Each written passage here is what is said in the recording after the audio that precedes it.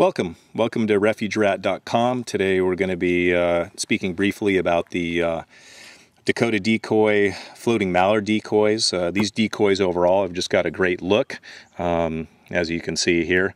The bodies themselves are molded out of a blended polyethylene construction. They've got a they're not a rigid decoy. They're firm, but they got some flex to them. You can actually take your thumb and press them into the body of the decoy, and they've got some flex, which we think is an advantage.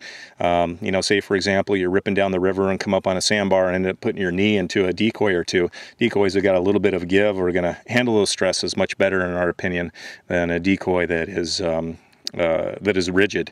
The molding into the body, you've got the fine feather detail. You've also got this larger scale contours that starts here at the back of the head, here at the base, and the contour works up. Whoops, excuse me. If you just rotate this slightly, you can see that contour working back towards the tails. Just overall, just a great basis for applying the paints. The paint itself, as you can see, it's a great job. They got multiple browns, that chestnut mallard brown on this drake, multiple grays, etc. You got the iridescence, you got the iridescent here on the tail, and you got some highlights, feather highlights. You've got the curl feathers here. And then, of course, you got these just beautiful looking heads. The switching gears here for a moment. The decoys are packed 12 to a carton. You have 7 drakes with 4 head positions and 5 hens with 2 head positions. The head positions are just wonderful. They're a variety in positions that you'll find refreshing. And you put a dozen of these out, and they just look like ducks. Getting back to the paint.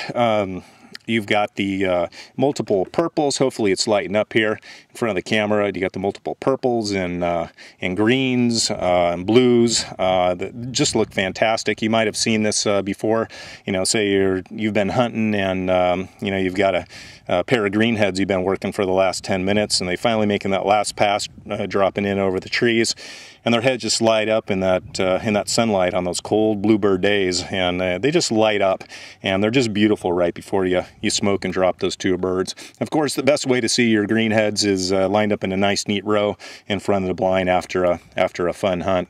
The bills, you got the various yellows and blacks here, so they're finished real nicely. So just an overall really nice look.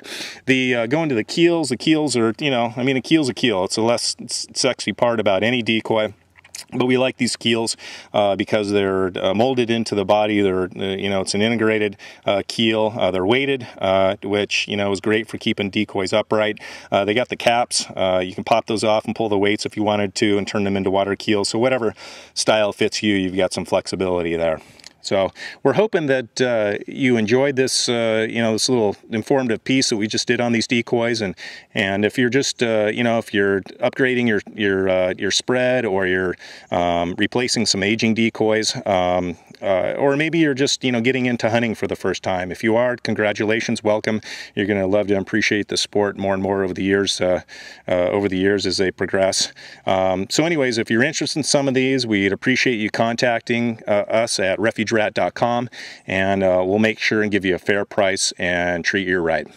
Thanks for taking a look at this, and we'll talk to you soon.